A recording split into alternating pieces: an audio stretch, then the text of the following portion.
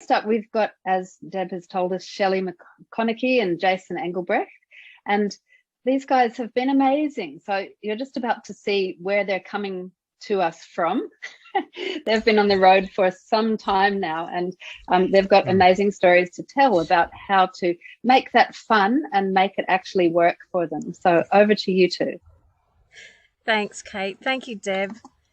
We we have been doing this since mid 2019, I think. What's the end of 2019? Hey. Mm. And yeah, it's the we would Jason just said, living the dream, or is it sometimes a nightmare? It's actually a bit of everything, and with all the things that have been happening in the world since we started our journey, I think you could probably agree that there's been a few things that could be considered hiccups, but we're still here, still doing our thing. Very tenacious. So, Amy, next slide if you can. Thank you.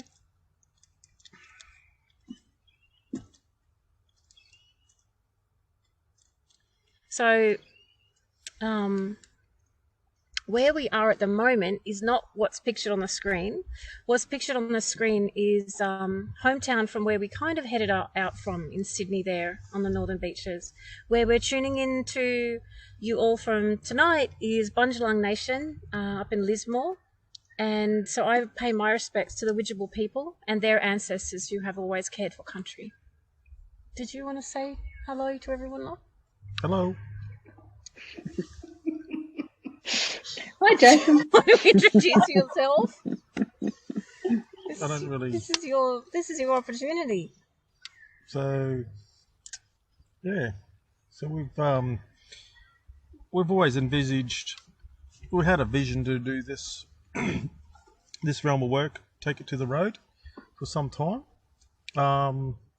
which does pose its challenges, but certainly things don't always go according to plan. Things have taken a different trajectory from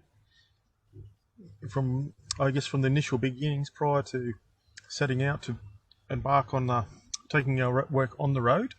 But we had a bigger vision, which was to, I guess, garner support from folks in this country who had an aim or have an aim to talk about historical events or history.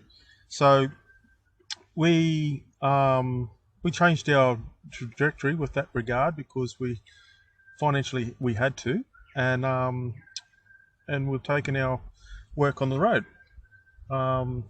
Did you want to talk about being conduit? Yeah, so I don't necessarily identify myself as a healer or a traditional healer of such. I look upon myself as a conduit, which is I introduce myself as a spiritual conduit because effectively that's what I do. And it's quite broad in terms of the work that I do. So I, first and foremost, when I do my work, wherever I go, I introduce myself as someone who's representative of myself, and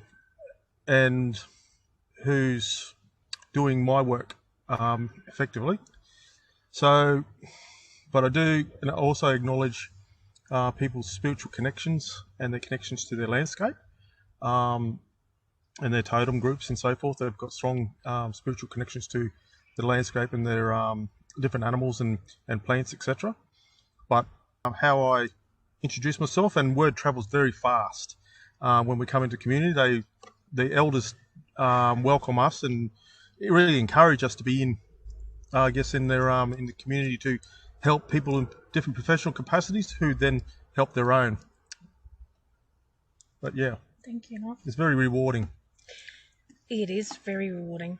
And luckily, all of those people that we've touched base with in our travels have, come with us on the online journey too, which has been really amazing.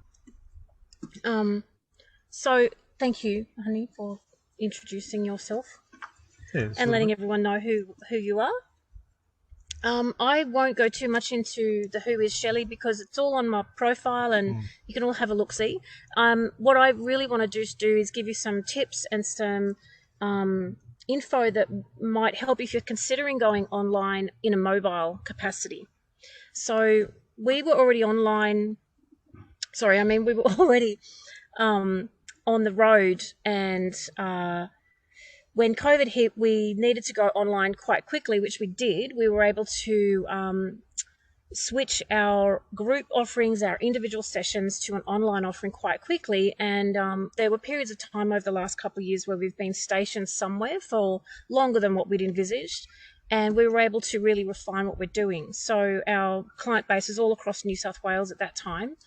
And what we did was straight away, we were already set up in a healing room. So what we just did was simply put another table next to the massage table. The massage table, instead of having a human on it, had a big crystal grid on it. And that was then how we were operating. We were literally operating as though the person, our client, was in the room with us, and the crystal grid on the massage table became like a focal point for our sessions. So our clients were very used to that with our crystal work, because Jason builds an elaborate crystal grid every time we work, and they were very familiar with that. So they knew that that crystal grid was then the energetic transference to themselves. At first, there was slight resistance around our clients wanting to see us online, but once the time went by, because we were sort of stuck certain times or we couldn't move anywhere, they would get to the point where they were desperate. So they'd book in online, and then they'd be like, "I wish I'd done that sooner." So very much the energy travels, as we know. But it was very palpable during these sessions online with our clients. And I'm so pleased, because it meant that they weren't missing out on us just because we couldn't get to them. And our group sessions as well, people were really loving that, because it not only was an energetic, transference with the healing, but it was also a way for them to connect as a group. So that little room there in Mullumbimby is now out of action for a while, sadly. But that's just an example of how we set up when we're online with our clients. The other thing that we do, of course, because we live in a van, as you might be able to tell from the view behind us, when we're in our van and not in one of our healing rooms that we travel around to, we will just set up literally beside the van. We've got an awning. We can plug in our laptop to the van. We can set up lights. Mozzies are an issue, but you can get around that with some good citronella oil and some long trousers and things. So there's always a way. Sometimes when it's super cold, we won't be doing evening sessions, but that's usually the only thing that stops us. And the rain can be an issue. Can be challenging. Yeah. Thank you, Amy. Next slide. So then I have a lot of people say, well, how do people find you, or how did people find you? I'm missing a slide. Never mind. So for the online work, obviously we've got our Soul Advisor profiles. People can always find us through Soul Advisor. I've had a website forever, and so people would always find us and book us online historically via the website. So that was just a way. You don't have to have a website though. Like with a platform like Soul Advisor, if I didn't have a website, I probably would not build one now, because everything's in Soul Advisor. The booking, your profile, everything. So, save yourself a lot of work. If you are going out online and you're thinking, well, do I don't? Save yourself the money. And of course, then there's Instagram and Facebook, where people find us as well. So the other thing about building an online presence is in Facebook groups. That's always a good way to increase the profile. So our clients, like going global was quite an organic process, because a lot of our clients were then, when we went online, telling their friends overseas, oh, you can have a session with these guys, because, they're online now. Now, my top 3 takeaways, we had a chat about this. Top 3 takeaways on the next slide, thanks, Amy, is self-care is absolutely paramount. SPA, self-care, practicalities, automation. Get a really good quality mattress if you're traveling in a van, and a really good water filter, because you never know the quality of the water where you're going. And prepare about the practicalities will make your life so much easier. Like have a good fridge in your van, and don't forget a porta potty. And then automate your systems. So if you're on Soul Advisor, it's done for you. But if you're using your own systems, you'll need to have a booking system or something where you don't have to be on the computer all day, because if you're traveling, you can't be doing that. You can find us on Soul Advisor, of course. On the next slide there's a snapshot of both of our profiles. And what we've done is created a virtual mentoring session on my profile, because Jason's doing a little bit of work at the moment. He will join if he can, if someone books in for a mentoring session. Otherwise, Jason says, Shelley knows all about that stuff. She can tell people.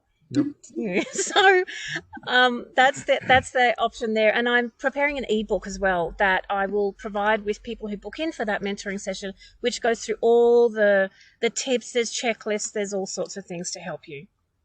Thanks, Kate. Thanks, Kate. Thank you, Jason. Thank you, Shelley. It's really you work together so well as a team. I just love how you bring the practicality and the spirit all together. Really do. And I think, you know, your point about gridding, how working in big groups that are all dotted around is great because it helps everyone create that energetic grid across the land. So thank you for the tips and an ebook, Shelley. How exciting. So I hope a few people take you up on that offer. Thanks, Kate. Thank you.